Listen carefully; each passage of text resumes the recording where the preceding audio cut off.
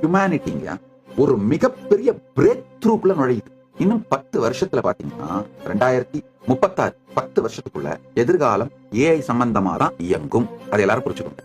ஒரு சாதாரண விஷயமான ரூமை எப்படி கிளீன் பண்ணணும் அப்படிங்கறதுல ஆரம்பிச்சு உங்க பர்னிச்சர்ஸ் எப்படி அடுக்கணுங்கிறதுல இருந்து உங்களுடைய வாழ்க்கையோட மிக உயர்ந்த நிலையை எப்படி அடையிறதுன்றது வரைக்கும் எல்லாருமே ஏஐயோட நாலேஜையும் எக்ஸ்பர்டைஸையும் எடுத்துக்கிட்டு தான் செயல்பட போறாங்க. யார் இப்ப அடுத்த 10 வருஷத்துல எலைட் சொசைட்டியா, ரிச்சா, இன்டெலிஜென்டா, எஜுகேட்டடா, பூமியோட எல்லா ரிசோர்சஸையும் என்ஜாய் பண்ற எலைட் சொசைட்டியா மாற போறாங்க அப்படின்னா இந்த advanced daily AI companions use பண்றவங்க தான் மாற போறாங்க. அது 50% ஆஃப் த பாப்புலேஷனா இருக்கும். மீதி 50% பாப்புலேஷன் இந்த எலைட் சொசைட்டியை ஃபாலோ பண்றவங்களா இருப்பாங்க. அவ்வளவுதான். இப்ப அந்த காலத்துல எல்லாம் ஒருத்தனை டிப்ரைவ் பண்ணணும்னா எஜுகேஷன் டிப்ரைவ் பண்றது, இல்ல பொருளாதார ரீதியா அவனை வறுமையில வைக்கிறது, இப்படி எல்லாம் டிப்ரைவ் பண்ணுவாங்க இல்லையா? இதுக்கு மேல அதெல்லாம் எதுவுமே முடியாது. அடுத்த 10 வருஷத்துக்குள்ள யாரையுமே நீங்க எந்த விதத்திலையும் டிப்ரைவ் பண்ண முடியாது.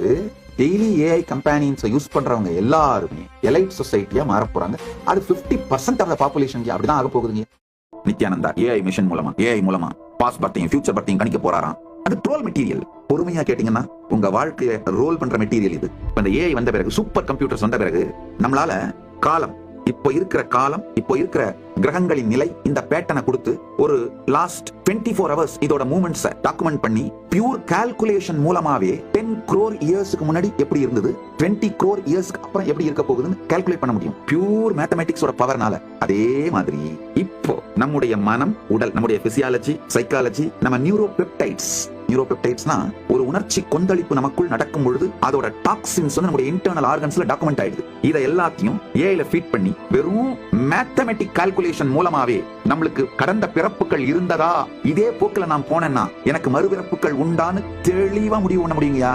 ஆக்சுவலா ஒரு ஏஐ மாடல் டெவலப் பண்ணிட்டு இருக்கேன். அஸ்ட்ராலஜி, ஜோதிஷ் சாஸ்திரத்தையும் இந்த சூப்பர் கம்ப்யூட்டிங் டெக்னாலஜியும் இன்கார்பரேட் பண்ணி நம்முடைய இப்போ பிசிக்கல் கண்டிஷன்ஸ், மென்டல் கண்டிஷன்ஸ் ஒரு 21 நாளைக்கு டாக்குமெண்ட் பண்ணோம்னா இந்த சூப்பர் கம்ப்யூட்டிங் கால்குலேஷன் மெத்தட்ல நம்முடைய பாஸ்ட் பர்த்ஸோட சீரிஸும் இதே நிலைமையில நீங்க ஞான வளர்ச்சி அடையாமல் இதே நிலைமையில போயிட்டு இருந்தீங்கன்னா ஃபியூச்சர் பர்த்ஸ் எப்படி இருக்கணும், இல்ல ஃபியூச்சர் பர்த்ஸ் வேணாம்னு நினைக்கிறவங்களுக்கு எப்படி, எந்த மாதிரியான ஸ்பிரிச்சுவல் பிராக்டிசஸ் மூலமா நீங்க முக்தியை நோக்கி போக முடியும், வெறும் கணிதத்தால, பியூர் சிம்பிள் பிரபஞ்சத்தோட மேத்தமெட்டிக்கல் கால்குலேஷனால பண்ண முடியுமையா?